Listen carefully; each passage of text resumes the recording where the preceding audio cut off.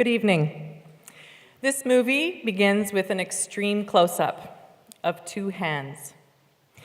The moment when a child reaches for the hand of an elderly person, a person who in some instances has not felt that specific touch of a tiny human hand for years, even decades, is not just a moment for a video on Facebook.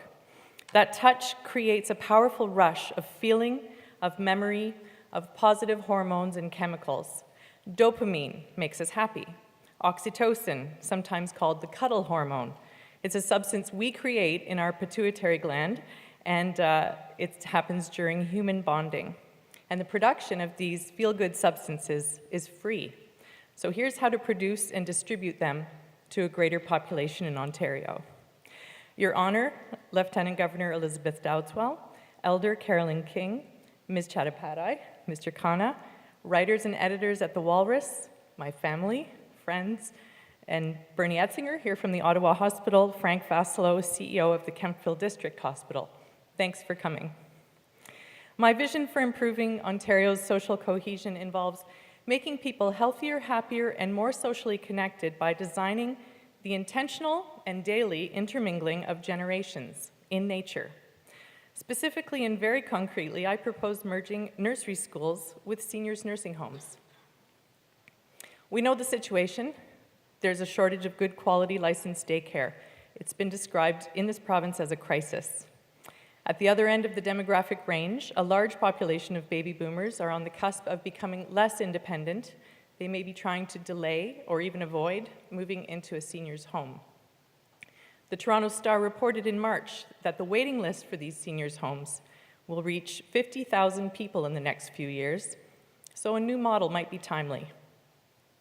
Why does this all keep popping into my brain so insistently?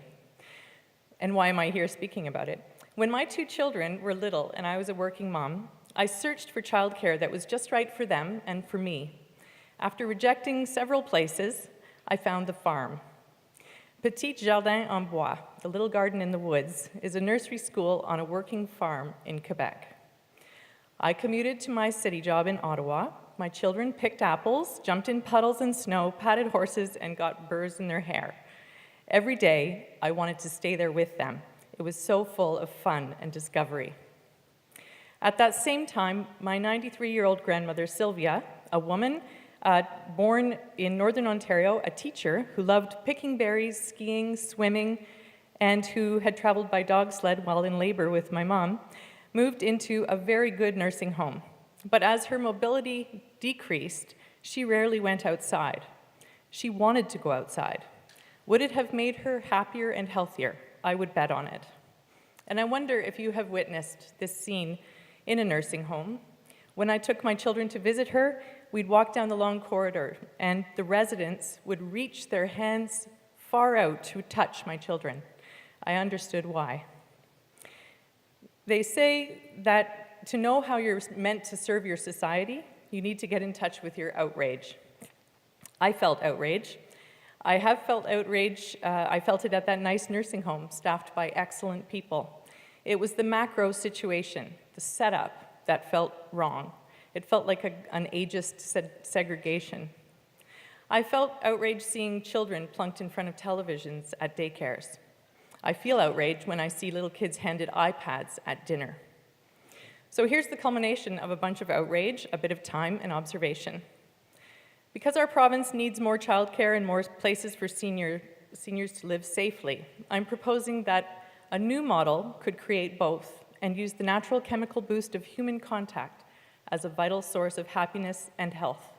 I propose that we design these places with the idea of a family farm in mind. It's not nostalgia I'm asking you to visualize. It's intimacy, connection. Imagine the beauty of a young child and his or her elder friend seeing the first snow of winter, observing patterns of frost on a leaf, or checking on their tomato plant as it flowers and eventually produces a tomato. Yes, these are slow activities. Some people may not have time for them, but little children do. The late Rachel Carson saw this. She was a pioneer of environmentalism and author of the book Silent Spring. She wrote, If a child is to keep alive his inborn sense of wonder, he needs the companionship of at least one adult who can share it, rediscovering with him the joy, excitement, and mystery of the world we live in. You may have heard about nursery schools inside seniors' nursing homes. They exist in Japan, the Netherlands, in Scotland, in the United States, and I learned this evening, in China. In Seattle, Washington, the Intergenerational Learning Center was created in 1991 to reduce loneliness and boredom in nursing home residents there. It worked.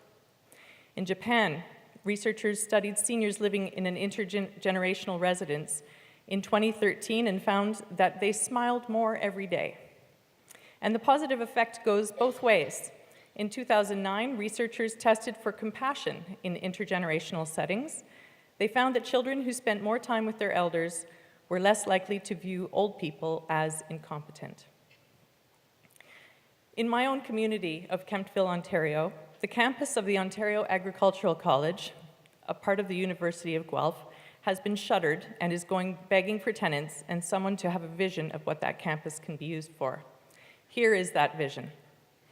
The campus is a century old. It's 830 acres. There are hundreds of mature trees, pastures, red brick lecture halls and residence buildings, even a maple sugar bush.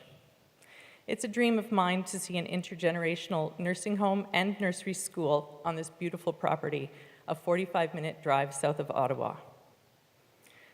Kemptville campus could be a hub of innovation, a seniors residence and nursery school on a working farm, as well as a top-drawer digital campus for research in aging, in dementia, all kinds of brains in nature research. Picture it. Parents drop their kids off at the farm on weekday mornings and drive off to work. Children run to greet the goats in the paddock or get down to the serious business of building a snow fort. Senior residents enjoy their rooms that overlook the gardens that they tend with the children.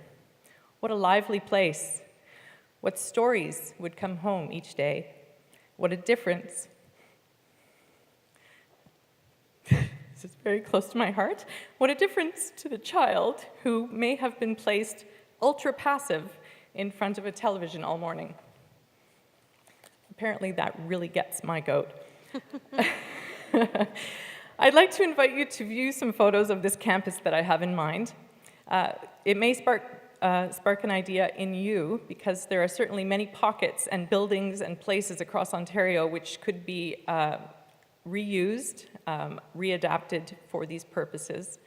And these photos are on a Twitter account called @CityOrCountry. In closing, I want to say that I'm telling you these things because I'm a mom, I'm a daughter, and a granddaughter. Some small, awkward tugs have caught my attention, apparently. And if you've also felt these tugs, let's question the way we do things and try new ways. The children are missing out on time with their elders. The elders are missing out on the energy and wonder of children. Why not give them the gift of being together? My son Max heard me speaking about the Walrus and tonight's event, and he told me that he would very much like the prize of a pet walrus and all the food and supplies to care for it. So, fingers crossed. Thank you.